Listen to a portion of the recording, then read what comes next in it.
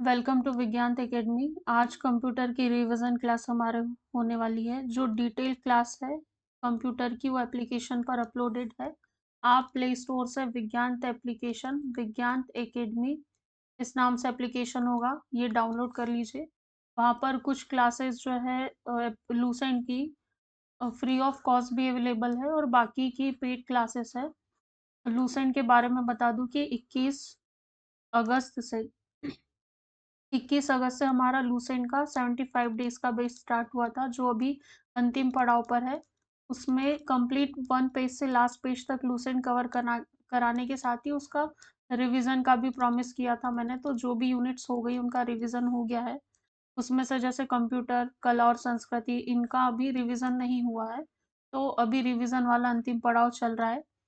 आप लोग प्लीज इसको बहुत ध्यान से सुनिएगा और रिवाइज कीजिएगा, क्योंकि यूनिट 9 में कंप्यूटर बहुत महत्वपूर्ण है। सीधे-सीधे प्रश्न बनते हैं, अपनी एक अलग से पूरी यूनिट है। 9 से 10 प्रश्न हर साल वहाँ देखे जाते हैं। तो अभी डिटेल क्लास हम लोगों के पास पहले से है, इसीलिए हम लोग यहाँ पे बहुत ही फोकस्ड तरीके से ये पूरा जो चैप्टर है कंप्लीट करेंगे। एक ही लेक्चर में आएगा, कंप्लीट रहेगा। स्टार्ट करते हैं। कंप्यूटर इस शब्द की उत्पत्ति अंग्रेजी भाषा के कंप्यूट से हुई, जिसका अर्थ है गणना करना। यहाँ से प्रश्न ये बन सकता है कि किस भाषा का शब्द है। अंग्रेजी का क्या है? कंप्यूट। अर्थ क्या है? गणना करना। आज जीवन के प्रत्येक क्षेत्र में कंप्यूटर का समावेश है। वृहद पैमाने पर गणना करने वाले इलेक्ट्रॉनिक संयंत्र को संगणक या कंप्यूटर कहते हैं। अर्थात कंप्यूटर वह युक्ति है जिसके द्वारा स्वचालित रूप से विविध प्रकार के आंकड़ों को संसाधित व संचयित किया जाता है। ये इंट्रोडक्शन है, यहाँ से कुछ खास नहीं है। यहाँ याद रखिएगा ब्लेज पास्कल 1642 पहला यांत्रिक कैलकुलेटर और पास्कलिन। जो ब्लेज पास्कल महोदय, इन्होंने 1642 में विश्व का पहला यांत्रिक कैलकुलेटर बनाया था। उसका नाम क्या था? पास्कलिन बोला गया था। यहाँ कैलकुलेटर की बात की, कंप्यूटर की बात नहीं की है, क्योंकि जो पहला यांत्रिक कंप्यूटर है वो उसका नाम कुछ और है। ठीक है, जो पहला यांत्रिक कंप्यूटर है वो मार्क 1 है, जो होवार्ड एकिन ने बनाया था 1937 में। जबकि पहला यांत्रिक जो कैलकुलेटर है वो ब्लेज पास्कल ने बनाया था, पास्कलिन नाम रखा था। आप यदि यहाँ पढ़ते टाइम ध्यान नहीं देते तो निश्चित तौर पर प्रश्न गलत कर लेते, फिर आपका इतना पढ़ाई करके यहाँ इतना समय देके अर्थ नहीं निकलता। इसलिए याद रखिएगा, पहला यांत्रिक कैलकुलेटर की बात करें तो ब्लेज पास्कल ने बनाया था, जिसे पास्कलिन नाम दिया था। और पहला यांत्रिक कंप्यूटर की बात करें तो मार्क 1, जो 1937 में होवार्ड एकिन ने बनाया था। 1833 ईस्वी में अंग्रेज वैज्ञानिक चार्ल्स बेबेज ने स्वचालित कैलकुलेटर अर्थात कंप्यूटर की पहली बार परिकल्पना की, लेकिन 40 वर्ष के अथक परिश्रम के बावजूद वे इसे बना न सके। उन्हें आधुनिक कंप्यूटर का जन्मदाता कहा जाता है। पहला प्रश्न, आधुनिक कंप्यूटर का जन्मदाता किसे कहा जाता है? तो चार्ल्स बेबेज को कहा जाता है। उन्होंने स्वचालित कैलकुलेटर बनाया किस वर्ष? 1833 में। उनकी जो शिष्या थी उनका नाम क्या था? एडा अगस्ता लवलेस। इन्होंने एक प्रोग्राम बनाया जिसे पहला कंप्यूटर प्रोग्राम कहते हैं, उसका नाम क्या रखा? एडा। ये प्रश्नों की रेंज है, यहाँ से प्रश्न बन सकते हैं। उसके बाद 1880 में हरमन होलीरिथ ने बेबेज की परिकल्पना को साकार किया। उन्होंने इलेक्ट्रॉनिक टैबुलेटिंग मशीन बनाई जो पंच कार्ड की मदद से सारा कार्य स्वचालित रूप से करती थी। हरमन होलीरिथ द्वारा पंच कार्ड के आविष्कार ने कंप्यूटर के विकास में महत्वपूर्ण भूमिका दी। यहाँ से क्या प्रश्न बनेगा? यहाँ से प्रश्न ये बन सकता है कि पंच कार्ड की खोज किसने की? तो आपको हरमन होलीरिथ याद रखना है। 1880 के आसपास इन्होंने पंच कार्ड की खोज की। अगला प्रश्न मैंने आपको बताया, पहला यांत्रिक कंप्यूटर मार्क 1 किसने बनाया? होवार्ड एकिन ने। किस वर्ष? 1937 में। उसके बाद द्वितीय विश्व युद्ध 1939 से 45 तक का इसका समय काल था। इसने कंप्यूटर विज्ञान के क्षेत्र में तेजी से विकास किया। द्वितीय विश्व युद्ध के उपरांत आधुनिक कंप्यूटर के सभी प्रमुख सिद्धांतों का विकास हुआ है। गन्ना मशीन के क्षेत्र में पहली क्रांति 1946 में तब आई जब जेपी इकर्ट और जॉन मुशली ने विश्व के पहले इलेक्ट्रॉनिक कंप्यूटर का आविष्कार किया। इसमें स्विच के रूप में इलेक्ट्रॉनिक वॉल्व या वैक्यूम ट्यूब का यूज किया जाता था। यहाँ से भी प्रश्न बनेंगे। प्रश्न क्या बनेगा? देखिए, ये जो क्लास है डिटेल में हमारी पहले से हो चुकी है, उसका एक रिवीजन तौर पर, इसीलिए थोड़ी स्पीड ज्यादा रहेगी, लेकिन यकीन मानिए जहाँ से प्रश्न आने वाले वो रेंज नहीं छूटेगी। सबसे पहले एनईएक का फुल फॉर्म आपसे पूछ लेंगे, तो ई से इलेक्ट्रॉनिक, एन से न्यूमेरिकल, आई से इंटीग्रेटर एंड सी से कैलकुलेटर। अब यहाँ आप कंप्यूटर में कंफ्यूज हो जाओगे। यदि आपको सी की जगह कंप्यूटर लिख के दिया जाए तो बिल्कुल आप कंप्यूटर ही लगाओगे, लेकिन यहाँ पर कैलकुलेटर दिया है। किसने खोज की थी? जेपी कर्ट और जॉन मोस्टली ने बनाया था। ये क्या था? विश्व का पहला इलेक्ट्रॉनिक कंप्यूटर था। कब? 1946 के आसपास। उसमें किसका यूज़ किया था? इलेक्ट्रॉनिक वॉल्व या वैक्यूम ट्यूब का यूज़ किया था। कंप्यूटर के विकास में सर्वाधिक योगदान जॉन वॉन न्यूमैन का है। जॉन वॉन न्यूमैन ने 1951 में कंप्यूटर क्रांति को सही दिशा दी। इसे द्वितीय कंप्यूटर क्रांति किस वर्ष? 1951 में।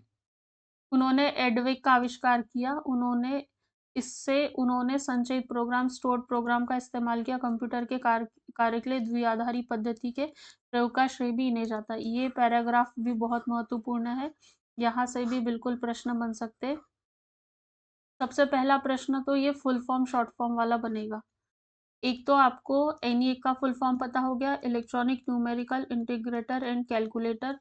दूसरा एडवेक का फुल फॉर्म, यहाँ पे electronic discrete variable automatic computer, electronic discrete variable automatic, यहाँ कंप्यूटर शब्द दिया है, ठीक है। किसने बनाया? जॉन वॉन न्यूमैन ने। कब? 1951 में। और इन्होंने कंप्यूटर क्रांति को सही दिशा दी थी। उसे क्या कहते हैं? द्वितीय क्रांति कहते हैं। उसके बाद में इन्होंने क्या किया? जो संचयित प्रोग्राम या जो स्टोर्ड प्रोग्राम रहते हैं, इसका इस्तेमाल किया। और कंप्यूटर के कार्य के लिए किस पद्धति का यूज किया? द्विआधारी पद्धति या जो बाइनरी सिस्टम है, उसका प्रयोग इन्होंने किया, और ये श्रेय इन्हें ही दिया जाता है। कंप्यूटर तकनीक की पीढ़ियों के बारे में बात करते हैं तो 5 विभिन्न चरणों में विकास हुआ। कंप्यूटर के विकास की बात करें तो कितने चरणों में हुआ? 5 चरणों में। इसके आधार पर कंप्यूटर तकनीक 5 पीढ़ियों में विभाजित हो गया। आपको ये पता है रहना है कि कंप्यूटर की 5 पीढ़ियाँ हैं। कौन सी पीढ़ी किस समय में आई? क्या काल था? मुख्य इलेक्ट्रॉनिक घटक कौन सा था? और उसके एग्जाम्पल या मुख्य कंप्यूटर बिल्कुल याद रखने। पहली पीढ़ी 40 से 52, दूसरी 52 से 64। पहली पीढ़ी में इलेक्ट्रॉनिक ट्यूब या वैक्यूम ट्यूब का इस्तेमाल किया था। जो EDVAC computer, electronic discrete variable automatic computer अभी मैंने बताया, यूनिवेक, एटसेक, ये जो पहली पीढ़ी के एग्जाम्पल है। दूसरी पीढ़ी में 52 से 64, इसमें ट्रांजिस्टर का यूज करते हैं। जो आईबीएम के कंप्यूटर है, 700, 1401, 1620, सीडीसी 1604, सीडीसी 3600, एटलस जो है, आईसीएल, ये सारे दूसरी पीढ़ी के कंप्यूटर है जिसमें ट्रांजिस्टर का यूज किया गया। एक प्रश्न सीधे सीधे ये भी पूछा जाता है कि किस पीढ़ी के कंप्यूटर में जो इलेक्ट्रॉनिक घटक था वो कौन सा था? उसको याद कर लीजिए। पहली पीढ़ी में वैक्यूम ट्यूब या फिर निर्वात नली का यूज किया था। दूसरी पीढ़ी में ट्रांजिस्टर का यूज किया था। दूसरी पीढ़ी के साथ तीसरी में आईसी याद रखना। कैसे याद रखोगे? ए बी सी, सी कितने नंबर? तीसरे नंबर पर है, तो तीसरे नंबर में आईसी। फिर चौथे नंबर पे लार्ज स्केल इंटीग्रेशन आ जाएगा, और पांचवे पर अभी जो ऑप्टिकल फाइबर है जिस पर अनुसंधान जारी है। तीसरी पीढ़ी का काल 64 से 71, चौथी का 71 से अब तक है। तीसरी में आईसी चिप का यूज किया, और बृहद एकीकृत सर्किट चौथी पीढ़ी में यूज किया गया। इसके एग्जाम्पल है एप्पल, डीसीएम, ये चौथी पीढ़ी के एग्जाम्पल है।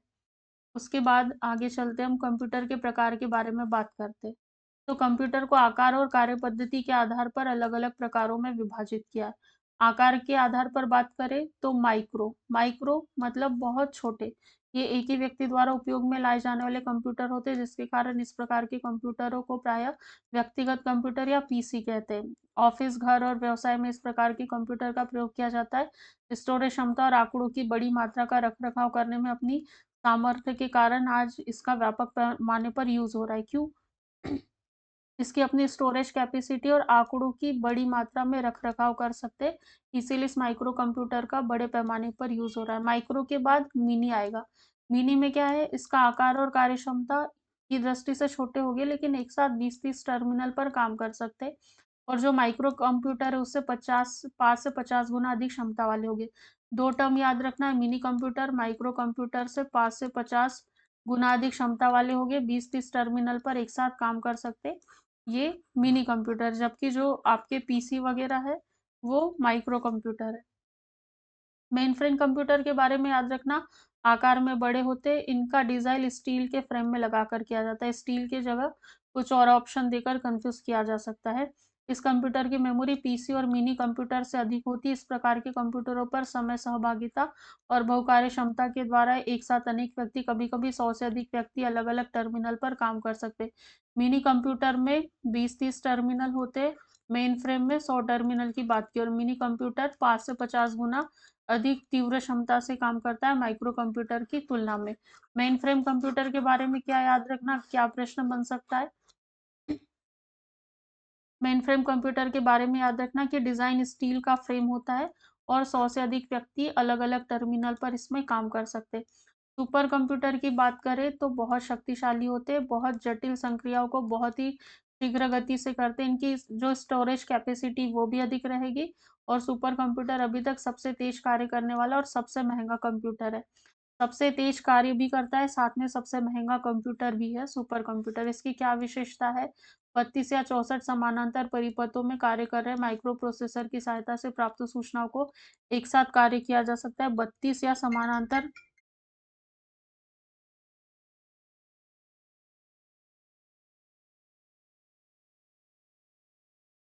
32 या 64 जो समानांतर परिपथ है उसमें काम कर रहे जो माइक्रो प्रोसेसर है उसकी सहायता से प्राप्त सूचनाओं को एक साथ काम कर सकते हैं। उसके बाद उच्च भंडारण घनत्व वाली चुंबकीय बबल स्मृति या फिर जो आवेशित युग्म स्मृति है, इसका शॉर्ट फॉर्म फुल फॉर्म क्या होगा? एमबीएम। एमबीएम का फुल फॉर्म होगा मैग्नेटिक बबल मेमोरीज और सीसीडी का फुल फॉर्म होगा चार्ज कपल डिवाइस। ये बिल्कुल आपको याद रखना है short form full form. MBM का क्या है? अभी हमने एडवेक पढ़ा, ठीक है, एनिएक पढ़ा, इलेक्ट्रॉनिक न्यूमेरिकल एनिएक, ठीक है, देखते हैं इसका इलेक्ट्रॉनिक न्यूमेरिकल, एक मिनट क्रॉस चेक कर लेते हैं। ये लिखा हुआ है एनिएक इस तरह से ENIAC, electronic numerical integrator and calculator, ठीक है। और एडवेक के बारे में बताया था, EDVAC electronic discrete variable automatic computer. तो एडवेक में कंप्यूटर है और एनिएक में कैलकुलेटर शब्द दिया हुआ है। सुपर कंप्यूटर की बात करें तो यहाँ पे एमबीएम, एमबीएम का फुल फॉर्म क्या है? मैग्नेटिक बबल मेमोरीज, और सीसीडी का चार्ज कपल डिवाइस, इसका उपयोग किया जाता है जिसके कारण छोटी सी जगह में सूचनाओं का बृहद भंडार संग्रहित किया जा सकता है। इनके लिए विशेष प्रकार के वातानुकूलन की आवश्यकता पड़ती है और सुपर कंप्यूटर की जरूरत तभी होती है जब अनवरत रूप से बदल रहे आंकड़ों को समानुकृत करना होता है। ऐसे आंकड़े जो लगातार बदल रहे हो और उन्हें फिर अरेंज करना है तो सुपर कंप्यूटर। ये टेबुलर फॉर्म बिल्कुल प्रश्न बनने की प्रबल संभावना है। सबसे पहली बात, विश्व में विकसित सुपर कंप्यूटर। डीप ब्लू और ब्लू जीन दोनों याद रखना, आईबीएम ने बनाया है, यूएसए की कंपनी है। उसके बाद Cosmos, Cambridge University, United Kingdom. C से कॉस्मोस, सी से कैम्ब्रिज यूनिवर्सिटी। और क्रेकिस, ये क्रेके रिसर्च कंपनी यूएसए की, उन्होंने बनाया है। डीप ब्लू या ब्लू जीन, जहां भी ब्लू आया यूएसए, आईबीएम याद रखना है। उसके बाद में यूएसए की क्रेकिस है, ठीक। भारत में विकसित सुपर कंप्यूटर की बात करें तो देखो, नाल बेंगलोर का याद रख लो सबसे पहले तो। एक बेंगलोर, नाल बेंगलोर ने, सी डॉट बेंगलोर ने बनाया है, आईआईएस बेंगलोर ने बनाया है। तो ये कौन कौन से? फ्लो सॉल्वर, उसके बाद में चिप 16 है, मल्टी माइक्रो है। सीडेक पुणे की बात करें तो परम 10,000। उसके बाद में डीआरडीओ का पीएसी है, आईआईटी मुंबई का मेच है, और बार्क मुंबई का अनुपम है। बार्क मुंबई अनुपम बहुत महत्वपूर्ण है, कई परीक्षाओं में पूछा भी जा चुका है। सुपर कंप्यूटर का उपयोग कई क्षेत्रों में किया जाता है। मौसम का पूर्वानुमान करने में इसका यूज करते हैं, अंतरिक्ष अनुसंधान, उपग्रह के प्रक्षेपण, कंप्यूटर का जो परमाणु परीक्षण है, प्रक्षेपास्त्र परीक्षण सहित जो बड़े वैज्ञानिक अनुसंधान कार्य है उसमें सुपर कंप्यूटर की सहायता से जो जटिल आंकड़े हैं उनका अनुसंधान कार्यों, जटिल प्रोग्रामों की एक श्रृंखला द्वारा विश्लेषण किया जाता है। क्वांटम कंप्यूटर की बात करें तो कंप्यूटर के उपयुक्त प्रकारों के अतिरिक्त तो क्वांटम कंप्यूटर विकास की अंतिम अवस्था। सीधा सा प्रश्न है, अभी रिसेंटली विकास की अंतिम अवस्था में कौन है जिस कंप्यूटर पर काम होगा और फिर हमारे सामने आएगा? वो क्वांटम कंप्यूटर है। यह सुपर कंप्यूटर से भी तेज गति से जटिल समस्याओं को सेकंड में हल करने में सक्षम होगा। वैज्ञानिकों का कहना है कि क्वांटम कंप्यूटर मानव के मस्तिष्क से भी उन्नत होगा। एक प्रश्न आपसे पूछा जा सकता है कि ऐसा कौन सा कंप्यूटर है जो मानव के मस्तिष्क से तुलना करेगी या उन्नत होगा या उसके समकक्ष उसकी टक्कर देने वाला होगा, प्रतिस्पर्धी होगा। इस तरीके से क्वांटम कंप्यूटर के साथ जाना है। जो फर्मेट का आखिरी प्रमेय है, ये पेचीदा अंतरराष्ट्रीय गणितीय समस्या है, इसको हल करने में 300 साल लगते हैं, लेकिन इसको क्वांटम कंप्यूटर हल कर सकेगा। गणित की जो अनसुलझी समस्याएँ रिमेन्स हाइपोथेसिस, इसको भी क्वांटम कंप्यूटर कुछ समय में हल कर लेगा। क्वांटम कंप्यूटर द्वारा सभी प्रकार की पेचीदा समस्याओं को हल करने के लिए क्वांटम मैकेनिक्स जैसे भौतिकी के गुण क्षेत्रों का प्रयोग किया जाएगा। क्वांटम कंप्यूटर में बाइनरी बिट के स्थान पर क्यूबिट का उपयोग किया जाता है, जो शून्य का एक और एक का अध्यारोपण है, ठीक? क्वांटम कंप्यूटर में किसका यूज़ किया जाएगा? बहुत ही महत्वपूर्ण प्रश्न है, बहुत संभावना है प्रश्न बन जाए। जो क्यूबिट है, उसका यूज़ क्वांटम कंप्यूटर में करेंगे। क्वांटम क्यू रिलेट कर रहा है, शून्य और एक का अध्यारोपण है। ये भी पूछ सकते हैं किसका अध्यारोपण है, तो शून्य और एक का अध्यारोपण है क्यूबिट। केबी से किलोबाइट, एमबी से मेगाबाइट, जी से गीगाबाइट, मिलियन यहाँ मेगा लिखा हुआ है, कुछ किताबों में मिलियन भी लिखा रहता है, मिलियन इंस्ट्रक्शन पर सेकेंड, और मिलियन या mega floating operation per second, ये इसके फुल फॉर्म है। डिजिटल जानकारी के लिए माप की सबसे छोटी इकाई बिट है, बिट के बाद बाइट, किलोबाइट, मेगाबाइट, गीगाबाइट और टेराबाइट। आकार के आधार पर हमारे जो कंप्यूटर उसके प्रकार हो गए, अब ये कार्य पद्धति के आकार पर प्रकार देखेंगे। यहाँ अंकीय कंप्यूटर, रोजमर्रा की भाषा में जब हम कंप्यूटर शब्द का उच्चारण करते तो सीधा सा अर्थ क्या होता है, अंकीय कंप्यूटर। ये सभी प्रकार की सूचनाओं को द्विआधारी पद्धति में बदलकर अपना काम करते, सभी प्रकार की गणनाएं गिनकर जोड़ते। ये बहुत अधिक क्षमता से कार्य कर सकते हैं, लेकिन विशेषता यह होती है कि इसकी गणना अत्यंत शुद्ध होती है। इसमें किसी भी प्रकार की संक्रिया की जा सकती है, अंकीय कंप्यूटर। अनुरूप कंप्यूटर की बात करें तो एनालॉग एक ग्रीक शब्द है जिसका अर्थ है दो राशियों में अनुरूपता खोजना। एनालॉग कंप्यूटर में किसी भौतिक विधि या राशि को इलेक्ट्रॉनिक परिपथ की सहायता से विद्युत संकेतों में अनुरूपित किया जा सकता है, जिस प्रकार अंकीय कंप्यूटर राशियों को गिनकर कार्य करता है, उस प्रकार अनुरूप कंप्यूटर राशियां मापकर काम करता है। ठीक है, ये पूरी थ्योरी है। संकर कंप्यूटर की बात करें तो अंकीय कंप्यूटर और अनुरूप दोनों कंप्यूटर की विशेषता का फायदा इस संकर कंप्यूटर में होता है, ये याद रखना। जो उपकरण है, क्या है? एक उपकरण है रोबोट, जिसकी सहायता से आजकल कई कार्य संचालित किए जा रहे हैं। इसका एग्जाम्पल है। प्रकाशीय कंप्यूटर की बात करें तो पांचवी पीढ़ी के कंप्यूटर के विकास क्रम में इस प्रकार के कंप्यूटर बनाए जा सकते हैं। यहाँ से प्रश्न क्या बनेगा आपसे? प्रश्न ये बनेगा कि जो प्रकाशीय कंप्यूटर है किस पीढ़ी का कंप्यूटर है, ठीक है? प्रश्न बनेगा जो प्रकाशीय कंप्यूटर है किस पीढ़ी का, तो पंचम पीढ़ी का। उसके तहत इस तरह के जो कंप्यूटर है बनाए जा सकते हैं। फिर इसमें ऑप्टिकल फाइबर के तंतु का यूज किया जाता है, क्योंकि देखो प्रकाशीय कंप्यूटर है, ऑप्टिकल फाइबर भी प्रकाश से संबंधित है, तो प्रकाश ऑप्टिकल फाइबर के तंतु का यूज किया जाता है और गणना अवयव प्रकाशीय पद्धति पर ही अपनाए जाते हैं। प्रकाशीय कंप्यूटर, प्रकाशीय पद्धति, ऑप्टिकल फाइबर। एटॉमिक कंप्यूटर, कॉर्गेनी विश्वविद्यालय में ऐसे परमाणु कंप्यूटर का अनुसंधान कार्य जारी है जो किसी खास प्रोटॉन परमाणु को एकीकृत परिपथ में बदल दे और कंप्यूटर को अधिक स्मृति क्षमता प्रदान कर दे। ऐसा कंप्यूटर आज के कंप्यूटर से 10,000 गुनी क्षमता वाला हो जाएगा। कंप्यूटर की इकाइयों के बारे में बात करते हैं। इनपुट यूनिट, सीपीयू का फुल फॉर्म पता होना चाहिए, central processing unit, external memory unit और आउटपुट यूनिट। डेटा को कंप्यूटर में इनपुट यूनिट के द्वारा क्या करेंगे, इंटर करवाएंगे। सेंट्रल प्रोसेसिंग यूनिट क्या करेगी, आवश्यकता अनुसार एक्सटर्नल मेमोरी यूनिट के सहयोग से डेटा को व्यवस्थित और संसाधित करेगी। लास्ट में क्या होगा, जो आउटपुट यूनिट है वो डेटा को इंफॉर्मेशन के रूप में निर्गमित मतलब आउट करेगी। सीपीयू को क्या कहते हैं, कंप्यूटर का मस्तिष्क। ये आपका प्रश्न है। बिल्कुल, आपसे यहाँ से बिल्कुल प्रश्न एग्जाम्पल के तौर भी पूछे जा सकते हैं, कौन सी यूनिट इनपुट यूनिट है या नहीं है। कंप्यूटर का मस्तिष्क किसे कहते हैं, सीपीयू को कहते हैं। माइक्रो प्रोसेसर किसे कहते हैं, सीपीयू को कहते हैं। माइक्रो प्रोसेसर का आविष्कार किसने किया था, रॉबर्ट नोयस ने और गॉर्डन मूर ने 1971 में। ये भी प्रश्न है आपका। सेंट्रल, पहली बात तो सीपीयू का पूरा नाम सेंट्रल प्रोसेसिंग यूनिट, इसे माइक्रो प्रोसेसर कहते हैं, कंप्यूटर का मस्तिष्क कहते हैं। जो माइक्रो प्रोसेसर, इसका आविष्कार 1971 में किया था रॉबर्ट नॉयस ने और गॉर्डन मूर ने। कंप्यूटर की इकाइयाँ, input unit, central processing unit, external memory unit, output unit. Central processing unit में central memory unit, control unit और अरिथमेटिक लॉजिक यूनिट। एएलयू का full form arithmetic logic unit. Input unit कौन सी होती है, कीबोर्ड। कीबोर्ड पर आप कुछ भी इंप्रेशन देंगे तो वहां से जो भी डाटा है वो इंटर हो जाएगा, वो आपको डिस्प्ले पर दिखने लगेगा, तो कीबोर्ड कैसा है, इनपुट यूनिट है। उसके बाद माउस से भी आप क्लिक करते हो तो इनपुट होता है, स्कैनर से जब आप स्कैन करते हो तो इनपुट होता है, पंच कार्ड से इनपुट होता है, डिस्क इनपुट यूनिट है। और आउटपुट की बात करें तो स्क्रीन पर आपको चीजें दिख रही, प्रिंटर से आपको प्रिंट मिलता है। डिस्क, जो डिस्क है आउटपुट यूनिट है, डिस्क में कंफ्यूज मत होना। कंप्यूटर के कार्य की बात करें तो 4 कार्य मुख्य है: आंकड़ों का संकलन निवेशन, आंकड़ों का संचयन, आंकड़ों का संसाधन, आंकड़ों या प्राप्त जानकारी का निर्गमन या पुनर्निर्गमन। आंकड़े लिखित, मुद्रित, श्रव्य, दृश्य, रेखांकित या यांत्रिक चेष्टाओं के रूप में हो सकते हैं। ठीक, हार्डवेयर और सॉफ्टवेयर के बारे में बताया। कंप्यूटर या उससे संलग्न सभी यंत्रों और उपकरणों को हार्डवेयर कहते हैं।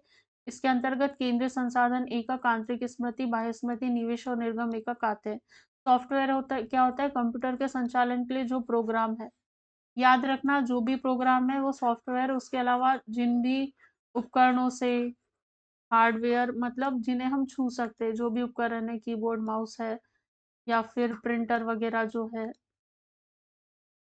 ये सारे हार्डवेयर कहलाते हैं। और जो भी प्रोग्राम है कंप्यूटर प्रोग्राम, उसे सॉफ्टवेयर कहते हैं। कंप्यूटर की भाषाओं की बात करें तो 3 वर्गों में बाँटा है: मशीनी कोड भाषा, machine code language, assembly code भाषा, असेंबली कोड लैंग्वेज, उच्च स्तरीय भाषा, हाई लेवल लैंग्वेज। पहली कंप्यूटर भाषा कौन-सी थी? प्लेन कैलकुल। महत्वपूर्ण प्रश्न है, प्लेन कैलकुल क्या थी? पहली कंप्यूटर भाषा थी। मशीनी कोड भाषा की बात करें तो इसके 2 भाग होते हैं: आदेश कोड और स्थिति कोड। दोनों को 0-1 के क्रम में समूहित कर हम व्यक्त करते हैं। कंप्यूटर के आरंभिक दिनों में प्रोग्रामर द्वारा कंप्यूटर को आदेश देने के लिए 0-1 के विभिन्न क्रमों का ही प्रयोग किया जाता है। यह भाषा कैसी? समयग्राही है, जिसके कारण असेंबली और उच्च स्तरीय भाषाओं का प्रयोग किया जाता है। उसके बाद असेंबली भाषा की बात करते हैं, तो इस भाषा में याद रखे जाने वाली जो कोड है, जिसे निमोनिक कोड कहते हैं। तो असेंबली भाषा का संबंध किससे है? निमोनिक कोड से। जैसे एग्जाम्पल इन्होंने दिया है, सब्सट्रैक्शन के लिए सब, एडिशन के लिए एड, जंप के लिए जेएमपी लिखा जाता है। लेकिन इस भाषा का प्रयोग निश्चित संरचना वाले कंप्यूटर तक ही सीमित है। इन भाषाओं को निम्न स्तरीय भाषा कहते हैं। 3 प्रश्न यहाँ से आपसे बन सकते हैं, तीनों फैक्ट है वो याद रखना है। 3 से ज्यादा ना ही प्रश्न बनने की ऐसी संभावना है और ना ही याद रखना है। पहली बात, असेंबली भाषा को क्या कहते हैं? निम्न स्तरीय भाषा कहते हैं। इसमें किस तरह का यूज होता है? निमोनिक कोड का यूज होता है। जैसे एडिशन के लिए एड रहता है, सब्सट्रैक्शन के लिए सब रहता है और जंप के लिए जेएमपी रहता है। और ये निश्चित संरचना वाले कंप्यूटर तक ही सीमित होते हैं। तीसरी, उच्च स्तरीय हाई लेवल लैंग्वेज की बात करते हैं। इस उच्च स्तरीय भाषाओं के विकास का श्रेय किसे जाता है? तो जो आईबीएम इंटरनेशनल बिजनेस मशीन जो कंपनी, उससे जाता है। सबसे पहली उच्च स्तरीय भाषा का विकास किया था इसी कंपनी ने। क्या नाम है? फोर्ट्रॉन नाम है। उसके बाद सैकड़ों उच्च स्तरीय भाषाओं का विकास किया। भाषा मनुष्य के बोलचाल और लिखने में प्रयुक्त होने वाली भाषाओं के काफी करीब है। कुछ उच्च स्तरीय भाषा है। निम्न स्तरीय भाषा किसे कहा जाता है? जो भी असेंबली भाषा है उसको निम्न स्तरीय भाषा कहा जाता है। इसमें निमोनिक कोड का यूज करते हैं, एडिशन के लिए एड, सब्सट्रैक्शन के लिए सब, जंप के लिए जेएमपी और निश्चित संरचना वाले कंप्यूटर तक ही सीमित होती, इसलिए इन भाषाओं को निम्न स्तरीय भाषा कहा जाता है। जबकि हाई लेवल लैंग्वेज कौन सी होती है? हाई लेवल लैंग्वेज, सबसे पहले जो हाई लेवल लैंग्वेज बनाई थी इंटरनेशनल बिजनेस मशीन ने बनाई थी, जो फोर्ट्रॉन थी। उसके बाद कई भाषाएं बनाई। फोर्ट्रॉन के बारे में देख ले तो इसका विकास आईबीएम के सौजन्य से जेडब्ल्यू बेकस ने किया 1957 में। इसका विकास गणितीय सूत्रों को आसानी से और कम समय में हल करने के लिए, गणितीय सूत्रों के लिए, ताकि उन्हें आसानी से और कम समय में हल करे। उसके बाद कोबोल, कोबोल का full form common business oriented language. Business शब्द यूज हुआ है, मतलब इसका विकास व्यावसायिक हित के लिए किया। भाषा की संक्रिया के लिखे गए वाक्यों के समूह को पैराग्राफ कहते हैं। पैराग्राफ मिलकर सेक्शन बनाते और सेक्शन मिलकर डिवीजन। बेसिक की बात करें तो beginners all purpose symbolic instruction code, full form याद होना चाहिए, बिल्कुल बन सकता है। इस भाषा में प्रोग्राम में निहित आदेश के किसी निश्चित भाग को निष्पादित किया जा सकता है, जबकि इससे पहले की भाषाओं को पूरे प्रोग्राम को कंप्यूटर में डालना होता था और प्रोग्राम के ठीक होने पर आगे के कार्य निष्पादित होते थे। उसके बाद अल्गोल की बात करते हैं। एल्गोरिथमिक लॉजिक, एल्गोरिथमिक लैंग्वेज, ठीक है, इसका संक्षिप्त रूप है जटिल बीजगणितीय गणनाओं के लिए। पास्कल, इसका परिवर्धित, अल्गोल का ही परिवर्धित रूप पास्कल है। सभी चरों को परिभाषित किया है और ये अल्गोल और बेसिक से भिन्न है। कोमाल की बात करें तो कॉमन एल्गोरिथमिक लैंग्वेज, इसका प्रयोग माध्यमिक स्तर के छात्रों के लिए किया जाता है।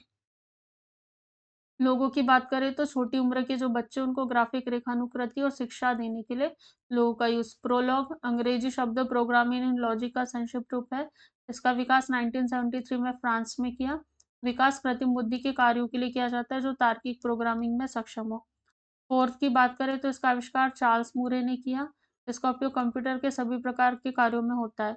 इन सभी उच्च स्तरीय भाषाओं में एक समानता है कि लगभग सभी अंग्रेजी के वर्ण ABCD इंडो अरेबिक अंक 1 2 3 आदि का प्रयोग करते हैं। नोट दिया हुआ है pilot, C++, list, Unix, snowball ये कुछ उच्च स्तरीय भाषा है जो लिस्ट प्रोसेसिंग ये सब जो कुछ है आर्टिफिशियल इंटेलिजेंस में भी यूज की जाती है इन लैंग्वेज का।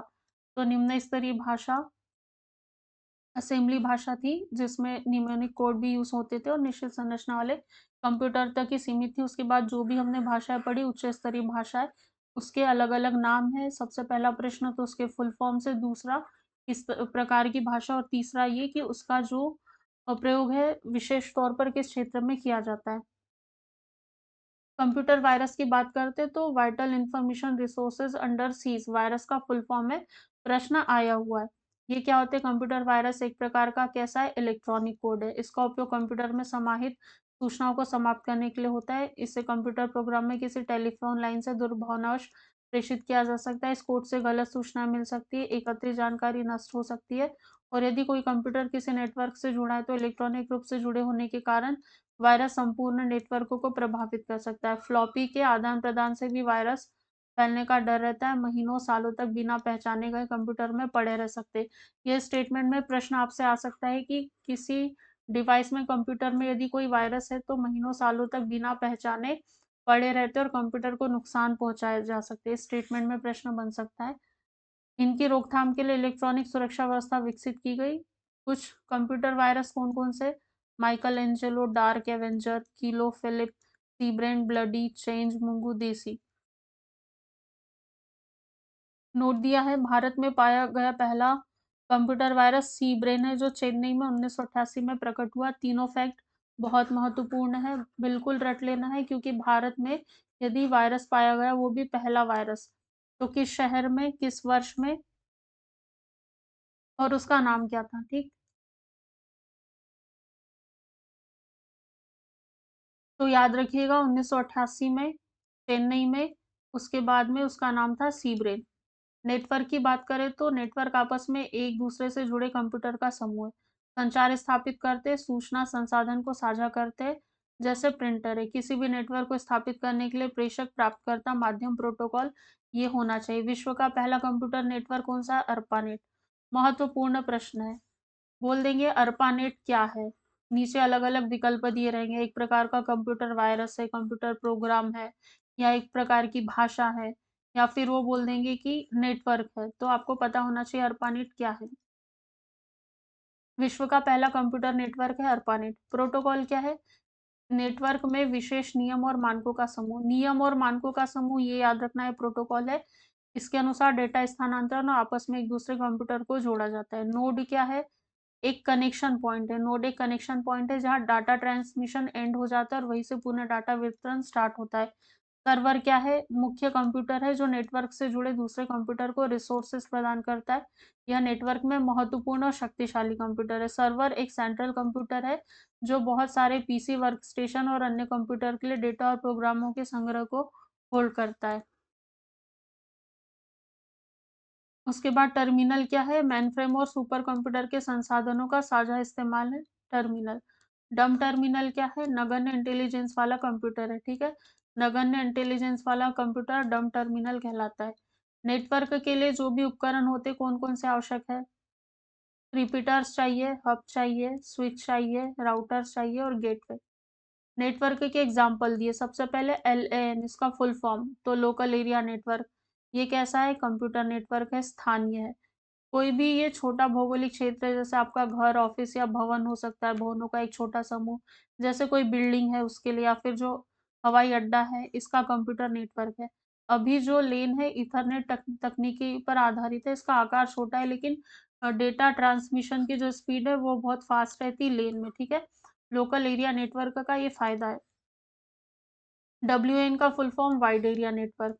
इसमें कंप्यूटर आपस में लीज्ड लाइन या स्विच सर्किट से जुड़े रहते हैं। ये व्यापक भौगोलिक क्षेत्र जैसे देश या महादेश में फैला नेटवर्क हो सकता है। इंटरनेट का सबसे अच्छा एग्जाम्पल है ये। इंटरनेट इसका सबसे अच्छा एग्जाम्पल। आपसे पूछ ले कि इंटरनेट किस प्रकार के नेटवर्क का उदाहरण है, तो वाइड एरिया नेटवर्क का, जो एक देश या महाद्वीप में फैला हो सकता है। भारत में सीएमसी द्वारा विकसित इंडोनेट वैन का उदाहरण है। बैंकों द्वारा प्रदत्त एटीएम सुविधा वाइड एरिया नेटवर्क का उदाहरण है। 2-3 प्रकार के प्रश्न बनेंगे। सबसे पहला तो ये कि जो डब्ल्यूएन है इसका फुल फॉर्म क्या है? तो डब्ल्यूएन का फुल फॉर्म है वाइड एरिया नेटवर्क। दूसरा प्रश्न, क्या इंटरनेट डब्ल्यूएन का एग्जाम्पल है? बिल्कुल है। क्या एटीएम डब्ल्यूएन का एग्जाम्पल है?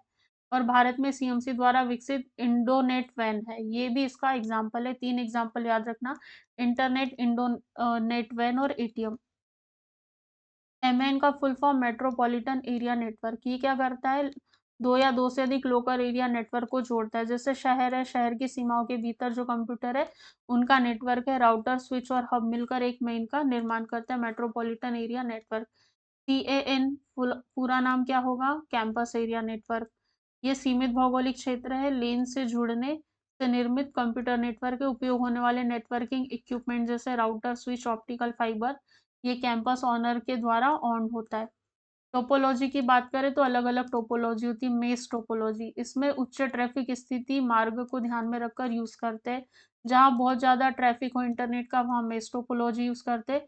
इसमें कोई भी स्रोत से कई मार्गों से संदेश भेजा जा सकता है। पूर्णतः इंटरकनेक्टेड मेस नेटवर्क खर्चीला होता है क्योंकि इसमें ज्यादा केबल और हर नोड में इंटेलिजेंस की आवश्यकता होती है, और नेटवर्क में उच्च सुरक्षा अनुप्रयोग में डाटा अनुप्रेषित किया जाता है। स्टार नेटवर्क की बात करें तो इसमें एक केंद्रीय नोड या सेंट्रल नोड होता है जो इंटेलिजेंस से युक्त होता है। बाकी नोड कैसे होते हैं? इसी सेंट्रल नोड से जुड़े रहते हैं, और इस सेंट्रल नोड जो इंटेलिजेंस से युक्त होता है, इस सेंट्रल नोड को क्या कहते हैं? हब कहते हैं।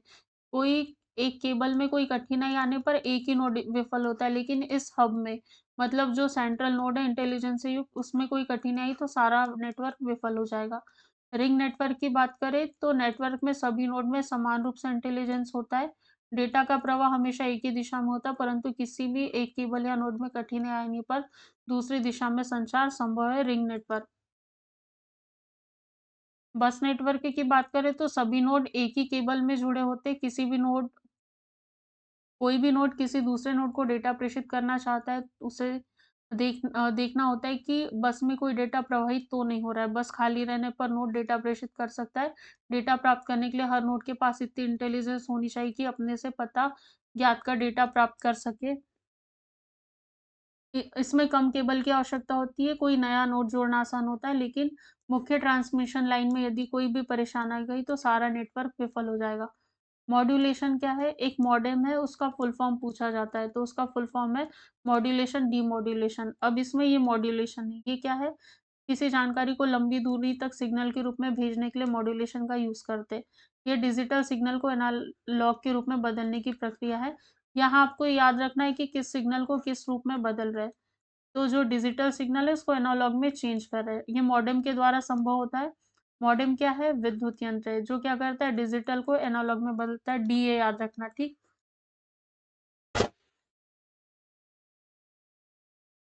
डिजिटल सिग्नल को एनालॉग सिग्नल में बदलकर भेजता है और एनालॉग को डिजिटल में बदल के प्राप्त करता है। मॉड्यूलेशन के 3 प्रकार होते हैं, आयाम, आवृत्ति और चरण। तीनों के नाम याद होना चाहिए। हो सकता है विकल्प दे दे कि निम्न में से कौन सा मॉड्यूलेशन का प्रकार नहीं है। आयाम मॉड्यूलेशन में क्या होता है? वाहक सिग्नल का इसमें वाहक सिग्नल का आयाम सूचना युक्त डिजिटल सिग्नल के अनुरूप बदलता है। आवृत्ति में वाहक सिग्नल की जो आवृत्ति को सूचना युक्त डिजिटल सिग्नल के अनुरूप बदला जाता है। और जो चरण या फेज मॉड्यूलेशन है, इसमें वाहक सिग्नल के फेज को डिजिटल सिग्नल के रूप में बदला जाता है। उसके बाद डाटा ट्रांसमिशन सर्विस की बात करते हैं। जो डेटा ट्रांसमिशन सेवा प्रदाता होते हैं, इसमें क्या है? डेटा को इस स्थान से दूसरे स्थान पर भेजने के लिए जिस सेवा का उपयोग करते हैं उसे डेटा ट्रांसमिशन सेवा कहते हैं, और जो इस सर्विस को प्रोवाइड करेगा उसे डेटा ट्रांसमिशन सर्विस प्रोवाइडर कहेंगे।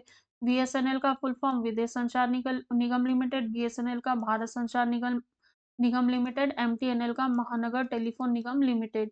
पहला प्रश्न तो यही है कि आपसे फुल फॉर्म पूछ लिया जाए।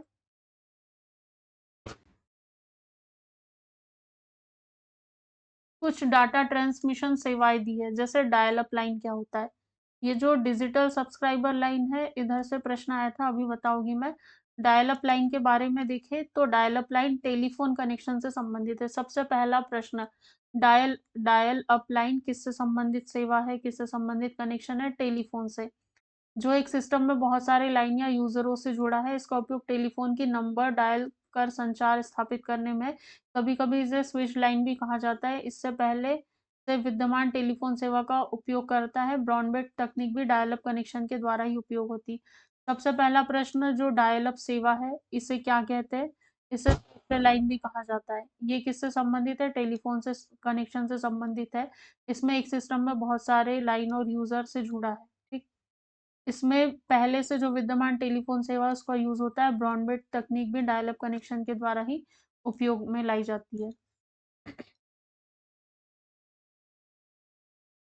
अगला प्रश्न ये बन सकता है, डीएसएल का फुल फॉर्म क्या है? तो डिजिटल सब्सक्राइबर लाइन डीएसएल का फुल फॉर्म है। ये एक हाई स्पीड इंटरनेट सेवा है जो केबल के माध्यम से ऑनलाइन सुविधा प्रदान करता है। डायल अप सेवा की तरह ही कॉपर टेलीफोन लाइन का उपयोग करता है। यहाँ कॉपर याद रखना। मैंने जब आपको मेन फ्रेम कंप्यूटर बताए थे तो बोला था कि स्टील की उसमें फ्रेम होती है। स्टील शब्द मतलब स्टील। स्टील वहां आपको याद रखना है। प्रश्न यदि पूछता है तो स्टील की जगह कॉपर, तांबा कुछ और दे सकता है आपको। लेकिन यहाँ डिजिटल सब्सक्राइबर लाइन में कॉपर टेलीफोन लाइन का उल्लेख है कि यह डायल अप सेवा की तरह ही कॉपर टेलीफोन लाइन का उपयोग करता है, तो कॉपर ही याद रखना है। परंतु यह डायल अप सेवा से काफी तेज स्पीड देता है। डिजिटल सब्सक्राइबर लाइन सेवा के लिए डीएसएल मॉडेम की आवश्यकता होती है। टेलीफोन लाइन और कंप्यूटर को ये जोड़ता है। उसके बाद लिज्ड लाइन क्या है? लिज्ड लाइन आवाज और डेटा दूरसंचार सेवा के लिए दो स्थानों को जोड़ता है। किसके लिए? आवाज के लिए और डेटा के लिए। यह एक सिर्फ समर्पित लाइन डेडिकेटेड केबल नहीं है, बल्कि वास्तव में दो बिंदु के बीच आरक्षित सर्किट है। यह कम या ज्यादा दोनों दूरी में संभव है। इसे समर्पित लाइन भी कहते हैं, लिज्ड लाइन को। इसका सबसे अच्छा अधिक जो उपयोग है उद्योगों द्वारा अपने शाखा कार्यालयों को जोड़ने के लिए किया जाता है, क्योंकि यह नेटवर्क ट्रैफिक के लिए बैंडविड्थ की गारंटी देता है। एकीकृत सेवा डिजिटल नेटवर्क के बारे में बात करेंगे तो इंटीग्रेटेड सर्विस डिजिटल नेटवर्क। एकीकृत सेवा digital network service circuit switched telephone network के माध्यम से आवाज, डेटा और छवि का स्थानांतरण है। इस सेवा के अंतर्गत आवाज, डेटा, छवि डिजिटल रूप से भेजा जाता है और शोर से बिल्कुल मुक्त रहता है। इस लाइन में कई उपकरण को संलग्न किया जाता है और जरूरत के अनुरूप इस्तेमाल किया जाता है। जो आईएसडीएन है, इंटीग्रेटेड सर्विस डिजिटल नेटवर्क। सबसे पहले तो आईएसडीएन का फुल फॉर्म यहाँ से ही प्रश्न बन सकता है। तो इंटीग्रेटेड, एस से सर्विस, डी से डिजिटल, एन से नेटवर्क। ठीक। इस सेवा में मॉडेम की आवश्यकता नहीं होती, क्योंकि डेटा का आदान प्रदान डिजिटल रूप में होता है। मॉडेम मॉड्यूलेटर डीमॉड्यूलेटर होता है, जो एनालॉग को डिजिटल, डिजिटल को एनालॉग में चेंज करता है। ये जो एकीकृत सेवा डिजिटल नेटवर्क है, तो डिजिटल रूप में ही डेटा का आदान प्रदान होगा, इसीलिए इसमें मॉडेम का यूज नहीं किया जा सकता। यहाँ से प्रश्न बन सकता है। नेटवर्क इंटरफेस कार्ड, एनआईसी का फुल फॉर्म पूछ लेंगे तो नेटवर्क इंटरफेस कार्ड कैसी डिवाइस है? हार्डवेयर डिवाइस है। 2 से 3 प्रश्न एनआईसी से बन सकते हैं, आपसे पूछा जा सकता है। पहली बात तो कैसी डिवाइस है? हार्डवेयर है। पूरा नाम क्या है? नेटवर्क इंटरफेस कार्ड है। ये कंप्यूटर को नेटवर्क में संचार स्थापित करने में सक्षम बनाता है, और नेटवर्क के अंतर्गत कंप्यूटर एक निश्चित प्रोटोकॉल के तहत डेटा पैकेट को आपस में आदान प्रदान करते हैं। उसके बाद वायरलेस टेक्नोलॉजी की बात करते हैं, या वायरलेस तकनीक क्या है? वायरलेस तकनीक जैसा कि नाम से ज्ञात है, बिना तारों की तकनीक। इसके द्वारा डेटा का परिवहन बिना तारों के या केबल के द्वारा होता है। इस तकनीक के प्रयोग से केबल के खर्चे की बचत होती, क्योंकि वायरलेस है, वायर है ही नहीं और ना ही केबल है।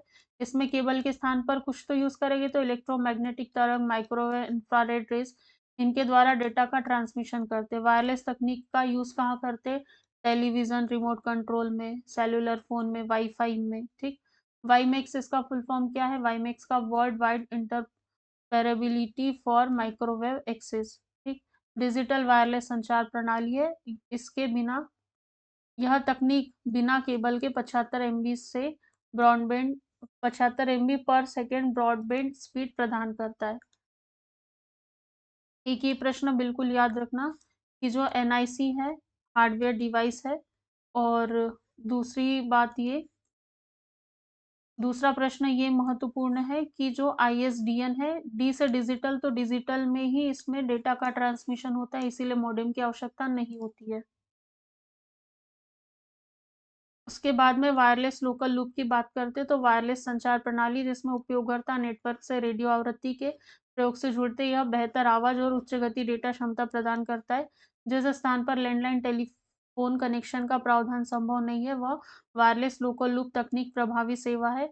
यह CDMA, code division multiple access, फिर से फुल फॉर्म सीडीएमए का फुल फॉर्म पूछ लेंगे तो कोड डिवीजन मल्टीपल एक्सेस, इस पर आधारित है। कौन सी? Wireless local loop. WLL का फुल फॉर्म पूछेगी तो वायरलेस लोकल लूप, किस पर आधारित है? CDMA, code division multiple access पर। आजकल ये नेटवर्क के लिए लोकप्रिय साधन है। इंटरनेट जो बहुत ही दिनचर्या में हमारी यूज होता है, इंटरनेट हर एक बच्चा इंटरनेट के बारे में जानता होगा, जानकारी रखता हो। देखते हैं क्या है इंटरनेट। भारत में इंटरनेट की बात करें तो इंटरनेट सेवा कब स्टार्ट हुई? 15 अगस्त 1995 में। किसके द्वारा? बीएसएनएल के द्वारा, विदेश संचार निगम लिमिटेड के द्वारा। भारत में लोकप्रिय इंटरनेट सेवा प्रदाता कौन से? बीएसएनएल है, बीएसएनएल है। बीएसएनएल का पूरा नाम भारत संचार निगम लिमिटेड, एमटीएनएल महानगर टेलीफोन निगम लिमिटेड, मंत्रा ऑनलाइन और सत्यम ऑनलाइन, दो ऑनलाइन है, मंत्रा सत्यम। इन कंपनियों का भारत के अनेक शहरों में डीएनएस, डीएनएस का full form domain name system या सर्वर भी आता है। डीएनएस सर्वर क्या है? कंप्यूटर है जो दूसरे कंप्यूटर के डोमेन नेम को आईपी, इंटरनेट प्रोटोकॉल एड्रेस में अनुवादित करता है। वर्तमान समय में बीएसएनएल द्वारा दो माध्यमों से इंटरनेट की सेवा उपलब्ध कराई जा रही, एक तो पीएसटीएन, दूसरा आईएसडीएन। पीएसटीएन क्या है? पब्लिक स्विच टेलीफोन नेटवर्क और integrated service digital network. Internet के लिए आवश्यक घटक क्या होने चाहिए? यदि आपको अपने घर में इंटरनेट कनेक्शन अवेलेबल कराना है तो क्या-क्या लगेगा? एक पर्सनल कंप्यूटर आपको लगेगा, मॉडेम लगेगा, संचार माध्यम लगेगा, वेब ब्राउज़र या फिर इंटरनेट सॉफ्टवेयर लगेगा और इंटरनेट सर्विस प्रोवाइडर लगेगा। मॉडेम की बात करें तो मॉड्यूलेटर, मॉड्यूलेटर इसका शॉर्ट फॉर्म फुल फॉर्म है। जब इंटरनेट को टेलीफोन लाइन के माध्यम से कनेक्ट करते हैं तो मॉडेम की आवश्यकता होती है। कौन-सी लाइन से? टेलीफोन लाइन में होती है। ये कंप्यूटर में चल रहे जो इंटरनेट ब्राउज़र और इंटरनेट सर्विस प्रोवाइडर है उसके बीच आवश्यक लिंक है। जो भी आपका कंप्यूटर है उसमें जो इंटरनेट ब्राउज़र है और जो इंटरनेट सर्विस प्रोवाइडर है उसके बीच लिंक है मॉडेम।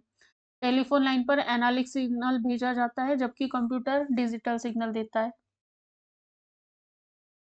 जो टेलीफोन है आपने देखा होगा एनालॉग सिग्नल देता है, उसमें आप नंबर डायल करते हैं, ठीक है? एनालॉग सिग्नल होता है, जबकि आपका जो कंप्यूटर है वो डिजिटल रूप में आपको आउटपुट देता है। तो इन दोनों के बीच एक सामंजस्य स्थापित करना होता है, उसके लिए मॉडेम मॉडेम नेत्र मध्यस्थता करता है। जैसे शादी के लिए रिश्ते लाते हैं ना, शादी के लिए रिश्ते लाते हैं, तो जो एक अभी हमने यूनिट 10 जो पढ़ी थी तो उसमें भांजगड़िया भी रहता है। भांजगड़िया एक शब्द था जो शादी के लिए मध्यस्थता करता है। देखेंगे, तो डिजिटल सिग्नल को एनालॉग में और एनालॉग को डिजिटल में चेंज करता है। ये मॉड्यूलेटर, डिमॉड्यूलेटर का संक्षिप्त रूप है। पहला प्रश्न, मॉडेम का फुल फॉर्म क्या है? तो मॉड्यूलेटर, डिमॉड्यूलेटर। उसके बाद में मॉडेम के दोनों ओर कंप्यूटर और टेलीफोन लाइन से जुड़ा होना आवश्यक है। इसकी स्पीड को बीपीएस, दूसरा प्रश्न है किस में मापते? बीपीएस में, बिट पर सेकंड में मापते। उपलब्ध स्पीड 9600 बीपीएस, 28800, 33600 बीपीएस है। इंटरनेट से जुड़ने की स्पीड जो है टेलीफ़ोन सर्विस पर निर्भर करती है। आजकल टेलीफ़ोन सेवा जो आईएसडीएन उपयोग करती है 128 केबीपीएस या उससे उच्च गति पर मॉडेम को इंटरनेट से जोड़ने में सक्षम होता है। अतः मॉडेम ऐसी डिवाइस है जो डेटा को पल्स में परिवर्तित करता है और उन्हें टेलीफ़ोन लाइन पर संप्रेषित करता है। इंटरनेट सॉफ्टवेयर या वेब ब्राउज़र की बात करते हैं। वेब क्या है? विशाल पुस्तक की तरह है, वह वेब ब्राउज़र एक सॉफ्टवेयर है। वेब ब्राउज़र क्या है? सॉफ्टवेयर है, जबकि वेब क्या है? विशाल पुस्तक है। ये कंप्यूटर को इंटरनेट से जोड़ता है। कुछ वेब ब्राउज़र के नाम है जैसे Netscape, navigator, Microsoft Internet Explorer, Mozilla Firefox, NCSA, Mosaic, Opera, Safari, Chrome. Chrome के बारे में जहाँ तक मुझे याद आ रहा है प्रश्न आया था कि क्रोम क्या है? एक सर्च इंजन है, वेब ब्राउज़र है या फिर वायरस है या फिर कंप्यूटर सिस्टम है, प्रोग्राम है? ये ऐसा प्रश्न कुछ बना था। इन सॉफ्टवेयर का उपयोग कर हम लोग इंटरनेट से जुड़ने में सक्षम होते हैं। ये अपनी पसंद की जानकारियों को कलेक्ट करते हैं। वेब ब्राउज़र का यूज़ विशेष पेज या लोकेशन पर पता टाइप करके हम कर सकते हैं। इस पता को यूआरएल या यूनिफॉर्म रिसोर्स लोकेटर। फिर से प्रश्न, यूआरएल का फुल फॉर्म। यूआरएल में प्रयुक्त हो रहे टूल्स और इंटरनेट पता जहाँ जानकारी मिल जाती है, दोनों रहता है यूआरएल। ये सारी चीजें दी है। वेब ब्राउजर के प्रयोग से वेब साइट ब्राउज़ करना, ठीक है? वेब ब्राउज़र का यूज़ करके हम किसी भी वेबसाइट को कैसे ब्राउज़ कर सकते हैं? तो सबसे पहले वेब ब्राउज़र ओपन करते हैं, फिर इंटरनेट एक्सप्लोरर का यूज़ करते हैं, start program, then Internet Explorer select करते हैं। जब वेब ब्राउज़र खुल जाता है तो हम लोग होम पेज से शुरू करते हैं। अधिकांश वेबसाइट में जो मेन पेज है वही होम पेज होता है, जो शेष वेबसाइट पेजों के डोरवे का काम करता है। होम पेज में भी हम अपनी इच्छानुसार चुन सकते हैं या खाली रख सकते हैं। अब हम लोग जिस वेबसाइट का निरीक्षण विज़िट करना है उसका यूआरएल टाइप करके उसको खोल सकते हैं। फलस्वरूप हम उस साइट पर उपलब्ध सारी सेवाएँ उपलब्ध हो जाती है। इस पेज के पीछे पेज पर जाने के लिए बैक बटन तथा आगे पर जाने के लिए फॉरवर्ड क्लिक करते हैं। ये बटन जिन पेजों को हम खोल चुके हैं उनके बीच ही काम करता है। टूल बार के होम बटन पर क्लिक कर हम किसी भी वक्त तो होम पेज पर जा सकते हैं या दूसरा यूआरएल टाइप कर दूसरे वेब पेज को खोल सकते हैं। जो वेबसाइट है, वेब पेज है, चित्र है,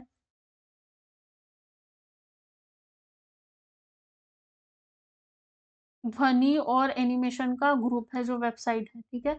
हम किसी भी वेबसाइट का नाम www से आरंभ होता ही है।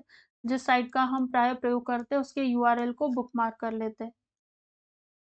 इंटरनेट से संबंधित जो शब्दावली है, यूआरएल का फुल फॉर्म पूछा जा सकता है तो यूनिफॉर्म रिसोर्स लोकेटर। उसके बाद टीसीपी आईपी का तो ट्रांसमिशन कंट्रोल प्रोग्राम। ये क्या होता है?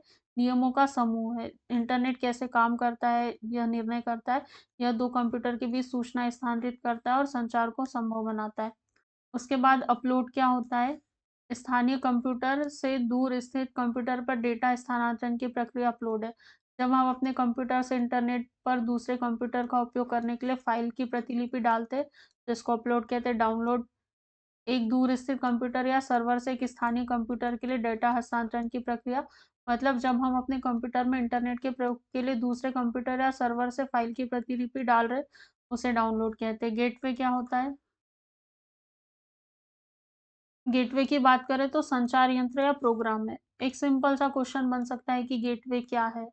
तो संचार यंत्र या प्रोग्राम है जो दो भिन्न-भिन्न प्रोटोकॉल वाले नेटवर्क के बीच डेटा ट्रांसमिशन करता है। आईपी एड्रेस की बात करें तो प्रश्न बनता है यहाँ से। यहाँ 32 बिट न्यूमेरिक 4 संख्याओं के समूह को वो बताया है और इसको डॉट से अलग करते हैं। जिसका एक भाग नेटवर्क का पता होता है, दूसरा नोड का पता। नेटवर्क में जुड़े प्रत्येक नोड का आईपी एड्रेस खास और अलग-अलग होता है। जैसे आईपी एड्रेस ये एग्जांपल दिया हुआ है। इसमें डॉट से अलग होता है जो 32 बिट वाला है, इसकी पहचान है।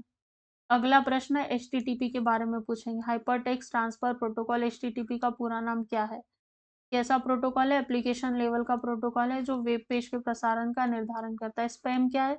इंटरनेट पर जो लोग हैं उनको संदेश या विज्ञापन बार-बार भेजना जिसका उन्होंने अनुरोध नहीं किया है। मतलब अवांछित संदेश या विज्ञापन है जो उनके ईमेल बॉक्स में हम भेजते हैं, स्पैम कहलाता है। इसे अनसॉलिसिटेड या जंक ईमेल भी कहते हैं।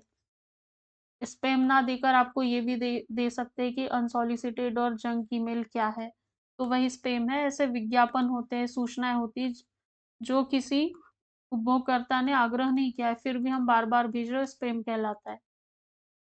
डोमेन नेम क्या है? विशेष नाम है जो इंटरनेट साइट की पहचान बताता है। किसी इंटरनेट वेबसाइट का यूआरएल अंत में डॉट के बाद के नाम को डोमेन नेम कहते हैं। जैसे इसमें .yahoo.com में जो .com है लास्ट वाला, है डोमेन नेम है और किसी संस्था या देश को भी इंगित करता है। फ्लैश की बात करें तो छोटे-छोटे एप्लीकेशन प्रोग्राम है जो वेब पेज पर चलते हैं और सुनिश्चित करते हैं कि फॉर्म ठीक से पूरा हो गया है और एनिमेशन प्रदान करते हैं, फ्लैश कहलाते हैं। सर्फिंग क्या है? इंटरनेट के द्वारा अपनी पसंद और आवश्यकता के अनुरूप साइट को ढूंढना और एक्सप्लोर करना सर्फिंग है। इसके द्वारा इंटरनेट से आवश्यकता अनुसार लगभग हर सूचना प्राप्त कर सकते हैं। पासवर्ड क्या है? सबको पता है, सबके मोबाइल में पासवर्ड डला होगा। एक गोपनीय कोड होता है जो कुछ प्रोग्राम या दूसरे ईमेल में प्रविष्टि प्रतिबंधित करता है। इसके प्रयोग से हम कुछ प्रोग्राम, डाटा, ईमेल इसको सिक्योरिटी दे सकते हैं। अल्फा न्यूमेरिक चिन्ह, अंक या फिर शब्दों का एक कॉम्बिनेशन हो सकता है। जब पासवर्ड क्रिएट करते तब ऑप्शन भी आता है कि आप अपने पासवर्ड को स्ट्रॉन्ग कीजिए। हैकर की बात करें तो ये व्यक्तिगत लाभ के लिए क्या करता है? अन्य व्यक्तियों के कंप्यूटर या फिर कंप्यूटर नेटवर्क से जानकारी गैर कानूनी तरीके से चुराता है और हानि पहुंचाने के मंशा से काम करता है।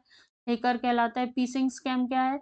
संवेदनशील और गोपनीय व्यक्तिगत जानकारी प्राप्त करने के लिए जो प्रयास है उसे पीसिंग स्कैम कहते हैं। ठीक है, कोई व्यक्ति है, बहुत अच्छे पद पर है, आप उसकी जानकारी चुराना चाहते हो, उसकी पर्सनल जानकारी, उसकी संवेदनशील और गोपनीय व्यक्तिगत जानकारी प्राप्त करना चाहते हैं, तो इसे पीसिंग स्कैम कहते हैं। जैसे कोई व्यक्ति विशेष का बैंक खाता है या पासवर्ड है या फिर क्रेडिट कार्ड का विवरण है, इसके लिए स्कैमर ईमेल, फैक्स या किसी कंपनी की आधिकारिक वेबसाइट के समान अवैध वेबसाइट का सहारा लेते हैं। सर्च इंजन की बात करें तो search engine world wide web पर इंफॉर्मेशन की खोज करने के लिए विशेषीकृत प्रोग्राम है जो स्पेसिफाइड कीवर्ड के अनुसार डॉक्यूमेंट को सर्च करता है। कुछ सर्च इंजन के एग्जांपल गूगल है, बिंग है, याहू है। जबकि क्रोम ने बताया था, क्रोम क्या है? वेब ब्राउजर है। प्रश्न पूछा गया था, जितने क्वेश्चंस आज बता रही हूँ, हाईलाइट कर रही हूँ, बार बार समझा रही हूँ, प्लीज आप इनको करते चलिएगा। ऊपरी तौर पर यदि प्रश्न आता है तो आपका गलत नहीं होगा और इस रेंज के बाहर नहीं जाएगा। HTML का फुल फॉर्म पूछ सकते हैं, हाइपरटेक्स्ट मार्कअप लैंग्वेज। ये क्या है? ये पूछ सकते हैं। कंप्यूटर भाषा है। इसका उपयोग वर्ल्ड वाइड वेब के वेब पृष्ठों के निर्माण में होता है और इसमें टेबल टैग में दो विशेषताएं, सेल स्पेसिंग और सेल पेंडिंग। तो सेल स्पेसिंग क्या है? दो संगत सेलों के बीच की दूरी, किसमें? पिक्सल में बताता है। और सेल पैडिंग क्या है? सेल पैडिंग सेल के कंटेंट और सेल बॉर्डर के बीच पिक्सल स्पेस को बताता है। दो टर्म है, याद रखना। FTP का full form file transfer protocol है। ये फाइल स्थानांतरण की सुविधा हमको प्रदान करता है। ICM की बात करें तो इंटरनेट कंट्रोल मैसेज प्रोटोकॉल है। ये प्रोटोकॉल सूट का एक मुख्य प्रोटोकॉल है। नेटवर्क उपकरणों व रूटर के द्वारा उपयोग किया जाता है, त्रुटि संदेश भेजता है। वेब सर्वर क्या है? किसी भी वेबसाइट को पूरी दुनिया में कहीं भी किसी भी समय उपलब्ध होने के लिए किसी कंप्यूटर पर संग्रहित होने की आवश्यकता होती है। इस प्रकार के कंप्यूटर को वेब सर्वर कहते हैं। दो भागों में इसको बांटते हैं, कंप्यूटर जिस पर वेब सर्वर बनाया है और दूसरा सॉफ्टवेयर जो कंप्यूटर पर चलता है और वेब पेज को इंटरनेट के माध्यम से दूसरे कंप्यूटर पर भेजता है। बुकमार्क, आपने कुछ जानकारी ऐसी बुकमार्क करके रखी होगी, कोई वेबसाइट होगी, कोई कंटेंट होगा, कोई लिंक होगा। किसी भी वेब पेज को संग्रहित लिंक, जो संग्रहित लिंकों के साथ जुड़ता है, किसी वेबसाइट को हमें बार बार देखना होता है तो हम वो वेबसाइट के लिंक को बुकमार्क कर लेते हैं। कंप्यूटर फिनिश हो गया, ये अंतिम पड़ाव है। इसमें कुछ महत्वपूर्ण तथ्य दिए हुए हैं। ये जो वन लाइनर फैक्ट है ये भी महत्वपूर्ण है, इसको हम देख लेते हैं। चार्ल्स बेबेज को कंप्यूटर का पितामह कहा जाता है, स्टार्टिंग में पढ़ा था। वॉन न्यूमैन का कंप्यूटर के विकास में योगदान है। आधुनिक कंप्यूटर की खोज 1946 में हुई थी। कंप्यूटर क्षेत्र में महान क्रांति 1960 से आई है। कंप्यूटर के एक भाग से दूसरे भाग में सिग्नल भेजने वाले इलेक्ट्रॉनिक पथ को बस कहते, ठीक। 2 दिसंबर को कंप्यूटर साक्षरता दिवस मनाते हैं। महत्वपूर्ण है, इसकी थीम क्या है 2024 की। अभी जब दिसंबर आएगा तो याद रखिएगा, क्योंकि 16 फरवरी को प्रीलिम्स है तो प्रश्न पूछा जा सकता है। भारत में निर्मित पहला कंप्यूटर कौन सा था? सिद्धार्थ। इसका निर्माण किसने किया था? इलेक्ट्रॉनिक कॉर्पोरेशन ऑफ इंडिया ने किया था। महत्वपूर्ण प्रश्न है, भारत में निर्मित पहले कंप्यूटर की बात की है। दूसरा प्रश्न ये, इस कंप्यूटर का निर्माण किसने किया था? तो नाम है सिद्धार्थ। निर्माण किया था इलेक्ट्रॉनिक कॉर्पोरेशन ऑफ इंडिया ने। भारत का पहला कंप्यूटरीकृत डाकघर नई दिल्ली है। निजी क्षेत्र के अंतर्गत स्थापित होने वाला भारत का पहला कंप्यूटर विश्वविद्यालय राजीव गांधी कंप्यूटर विश्वविद्यालय। भारत की सिलिकॉन घाटी किसे कहा जाता है? बेंगलुरु। बेंगलुरु को भारत की सिलिकॉन घाटी कहते हैं। कंप्यूटर तीन प्रकार के होते हैं, digital, analogue, hybrid. Integrated circuit chip का विकास किसने किया था? JS किल्बी ने किया था। इंटीग्रेटेड सर्किट चिप पर किसकी परत होती है? सिलिकॉन की होती है। चुंबकीय डिस्क पर आयरन ऑक्साइड की परत होती है। Tim Berners Lee WWW world wide web के आविष्कारक थे। WWW की खोज किसने की थी? टिम बर्नर्स-ली ने। असेंबल जो है, असेंबली भाषा को यंत्र भाषा में चेंज करता है। जो तियानहे है टू, चीन विश्व का सबसे तेज सुपर कंप्यूटर है, ठीक।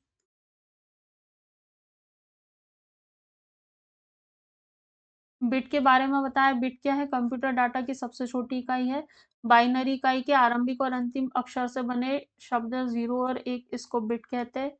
वह कंप्यूटर जो आकलन के अनुसार, सिद्धांत के अनुसार काम करता है, एनालॉग। विश्व का पहला सुपर कंप्यूटर क्रेके 1S था जो 1979 में बन के तैयार हुआ और अमेरिका की क्रेके रिसर्च कंपनी ने इसको बनाया था। उसके बाद 32 कंप्यूटर के बराबर काम कर सकने वाले डीप ब्लू कंप्यूटर 1 सेकंड में शतरंज की 20 करोड़ चाल सोच सकता है। इसी सुपर कंप्यूटर ने विश्व चैंपियन गैरी कास्पारोव को पराजित किया था। विश्व के पहले इलेक्ट्रॉनिक डिजिटल कंप्यूटर का नाम क्या है?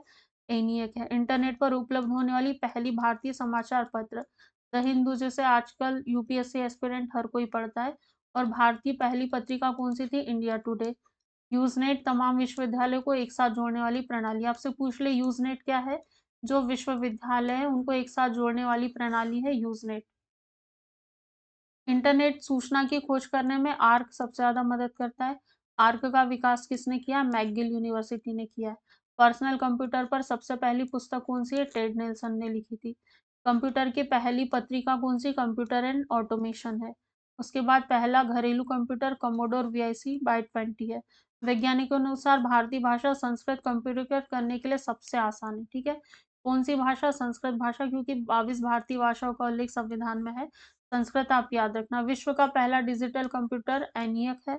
फोर्ट्रॉन प्रोग्राम हेतु विकसित की गई सबसे पहली भाषा है। कोबोल उच्च स्तरीय भाषा है, हाई लेवल लैंग्वेज, अंग्रेजी भाषा के समान। कोबोल भाषा में सर्वाधिक उपयुक्त डॉक्यूमेंटेशन संभव है। भारत में सर्वप्रथम नेशनल एरोनॉटिक्स लेबोरेटरीज बेंगलुरु ने फ्लोसाल्वर नामक सुपर कंप्यूटर विकसित करने में सफलता। बेंगलुरु का है, फ्लोसाल्वर है नेशनल एरोनॉटिक्स लेबोरेटरी में। कंप्यूटर पर परमाणु परीक्षणों की सब क्रिटिकल परीक्षण कहा जाता है। क्वांटम कंप्यूटर क्यूबिट्स या क्वांटम बिट्स में गणना करते। लास्ट में यहाँ पूरी टर्मिनोलॉजी इसका फुल फॉर्म दिया हुआ है। पूरी थ्योरी जो हमने पढ़ी थी उसी में से फिर भी देख लेते। BCD binary coded decimal code, CAD computer aided design, C dot centre for development of telematics. Class का full form computer literacy and studies in school. ENIAC electronic numerical integrator and यहाँ कंप्यूटर दिया हुआ, calculator दिया था। एक बार cross check कीजिएगा। Fax का फॉर अवे जीरोक्स है। फ्लॉप का floating operation per second. HLL high level language, hypertext markup language. Local area network, liquid display unit, list processing, magnetic ink character reader, million of instruction per second, million of operation per second. वहां mega करके भी लिखा हुआ था। जिस तरह प्रश्न आए अपने विवेक से सही उत्तर का चयन करना। OMR optical mark reader, PC DOS personal computer disk operating system, PROM programmable read only memory, R M random access memory, ROM read only memory, RPG report program generator, video visual display unit, VLSI very large scale integration, W N wide area network, world wide web W. ठीक, ये जो computer की class है Lucent की हमारी complete हो गई। ये रिवीजन क्लास थी, जो डिटेल क्लास है वो पहले ही हमारी हो गई थी। आप लोगों से प्लीज रिक्वेस्ट है, जो भी आपके सजेशन है, क्लास आपको अच्छी लगी हो, बुरी लगी हो, क्या सुधार करना चाहिए, किस तरह से और आप किस तरह से जो चीज़ें होनी चाहिए कि आप लोगों को बहुत अच्छे से समझ में आए, तो प्लीज़ आप कमेंट बॉक्स में कमेंट कीजिए।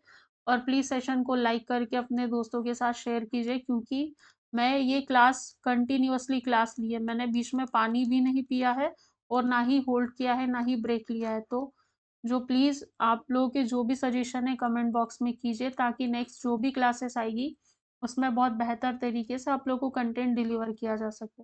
बहुत अच्छे से पढ़िए। और एमपीपीएससी 2025 के लिए हमारा प्रीलिम्स गाइडेंस प्रोग्राम चल रहा है एप्लीकेशन पर। मेरा थोड़ा ब्रीफ दे दूँ तो 2013 में मैंने व्यापम व्यापम से मैं क्वालिफाइड हूँ और वो मेरा फर्स्ट अटेम्प्ट था। उसके बाद पीएससी में 2019 का मैंने इंटरव्यू दिया था, बट उसमें मेरा फाइनल सिलेक्शन नहीं हुआ है।